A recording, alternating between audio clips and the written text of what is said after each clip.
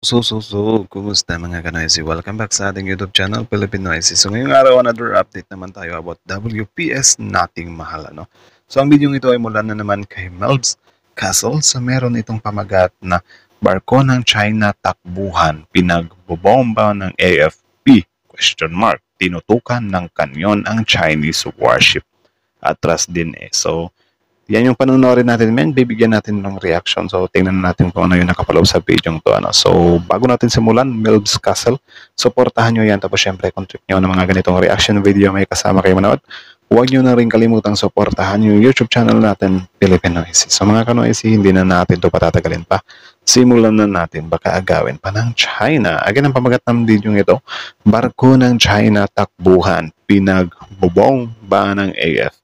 Tinutukan ng kanyon ang Chinese warship. Atras din eh.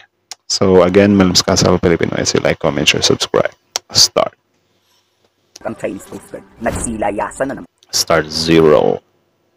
Ganto kaduwag ang Chinese Coast Guard, nagsilayasan na naman. Bakit? Apat ba namang barkong pandigma ang akmang susugudin sa warship mula sa Pilipinas, Japan, Australia at Amerika. Sabay-sabay nagsagawa ng military patrol sa Baho de Masinloc, kung saan nandoon nanggugulo ang Chinese Coast Guard monster ship. Pero nagsilayasan man ang mga CCG, hindi naman nagpatinag ang PLA na bumuntot sa pagpapatrolya. Pero lumayas din naman agad. Tila natakot eh. Bakit umalis? Nagpasabog kasi ng mga armas ang mga parang tila nagbababala sa China na kung manggugulo kayo sa West Philippine Sea, hindi kami magdadalawang isip bombahin kayo. Sabi actually, yung part na yan, when medyo hesitant yung China, or kapag nakakarinig sila ng putok, or kapag nandyan yung Amerika, is parang medyo nagiging hesitant sila. Magandang yan eh, magandang sign yan eh.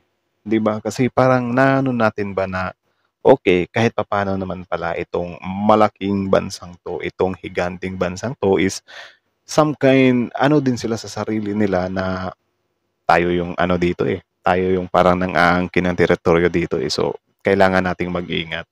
'Di ba? Alam niyo yung ganyan, men. Hesitant talaga sila. So, magandang bagay yun para sa atin. Kasi kung 100% talaga sila na naniniwala na sa kanila yung WPS na yan, is wala na talaga. Like yung presensya ng Amerika, yung mga gagawin ng Pilipinas na mga fire drill or yung mga pagre-radio challenge ng Pilipinas is hindi talaga nila yan papansinin, like 0%. Pero meron eh. So, di ba? Our expert si Professor Renato Di Castro, warning na to sa China na apat na bansa ang kakalabanin nila sa gera pag pinangkaan nilang sakupin ang ating territory. Basically, a signal from them that we should continue resisting Chinese coercive actions. Kasi ang goal ng China, while they're while it's applying what we call gray zone tactics against the Philippines, is to weaken our resolve. But this military exercises, the multilateral and the bilateral exercises, are indication that you cannot basically win the Philippines away from the United States, any security partner. Hindi lumapit ang China tulad ng... Tsaka makinig din tayo sa mga war expert. Kasi, merong mga basihan yung mga pinagsasasabi nila eh. 'Di ba? Tsaka sa war naman, is more on ginagamitan naman talaga ng utak yan. 'Di ba? Kaya nga tayo nananalo dati kasi yung mga kababayan natin, yung mga mandirigma natin is matatalino ba? 'Di ba? Biruin nyo yung war of yung sa Yultong, Battle of Yultong. Kita nyo 'yon, 'di ba, na sobrang dami ng kalaban, konti lang tayo pero nadaig natin sila sa pautakan ba? 'Di ba?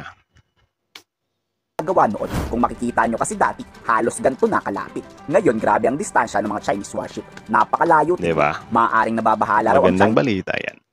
Na dahil may B-1 bomber pa rin na handang lumipad para pasabugin sila. Kasalukuyan niyang nakaistasyon sa Basa Air Base ang B-1 bomber ng US Air Force. Panibagong deployment ng US Air Force bukod sa B-52 bomber aircraft na permanente nang nasa ating bansa. Very powerful message sending the B-1, all the B-1, B-52, B-21, they're strategic bombers. They could use it to fire cruise missiles against the Chinese artificial islands or even sa Chinese coast. Hindi nga sinubukan ng PLA Navy na manggulo. Matagumpay ang sinagawang interoperability.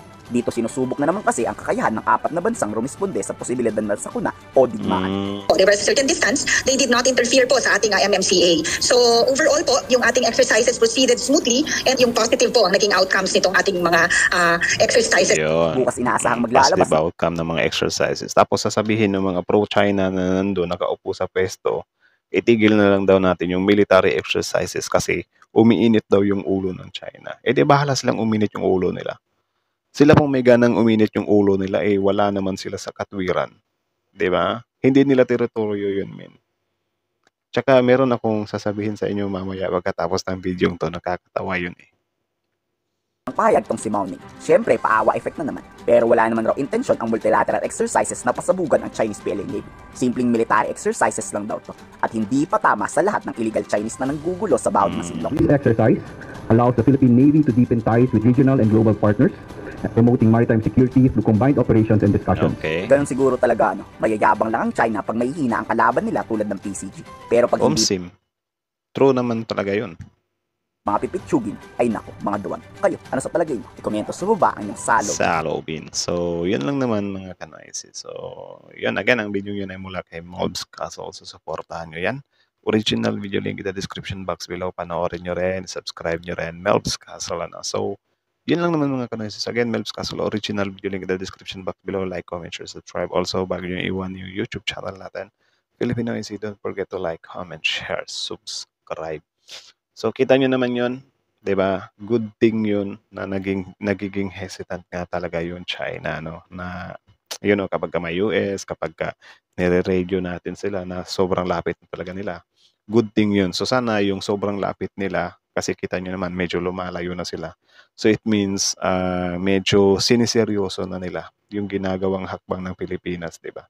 Kasi in the first place naman talaga, sila talaga yung lalabas dito na nang aagaw, ano? Or I don't know if meron silang ibang plano, 'di ba? Kaya medyo kakabig sila kasi alam naman natin nung mga nakarang araw, may isang tao na nagsabi na there is no such West Philippine Sea. Gawa-gawa lang daw natin 'yon, ano. So something like that. So alam niyo yung nakakatawa, men. Binawi niya yung salitang 'yon. Si Kong Marcoleta. Sabi niya naman ngayon, sa atin yung teritoryong 'yan. 'Di ba? Ipaglalaban natin 'yan. So, biglang kabig, 'di ba? Sinabi niya lang daw 'yun na there is no such West Philippine Sea kasi kung hahanapin daw sa mapa, something like that, is wala daw makikita. Something like that. So, ewan ko, kayo na lang din bahalang humusga kung para sa inyo is ano lang ba talaga, totoo talaga yung sinasabi niya, no? Na hindi 'yun yung minimin niya or biglang kabig na lang siya ngayon. So, kayo na lang bahalang humusga dyan. So, nasa sa inyo na lang din yan. Pero, diba? Kung iisipin mo, sasabihin na parang, anong tawag dyan? Kay Marcoleta na mismo nang galing. Nasa atin nga yung teritoryo niyan. So, sino ba yung may karapatan na magpangalan sa lugar na yan? Now, sino ba yung may karapatan na pangalanan natin niya na West Philippine Sea? Tsaka hindi naman talaga siya parang pinangalan lang natin na Poncio Pilato. Hindi naman ganun eh. Hindi naman talaga siya rekta na pinapangalanan natin yung lugar na yan. Nagkaroon lang na West Philippine Sea kasi nasa west naman talaga siya ng Pilipinas. Di ba? Kaya siya tinatawag na West Philippine Sea. Tsaka, nandyan lang din naman tayo nakabase sa 200 nautical mile natin. 'Di ba? Kung hindi, kasi yung parang inaano ko si ni Marcoleta is, yun nga daw, South China Sea nga daw yan.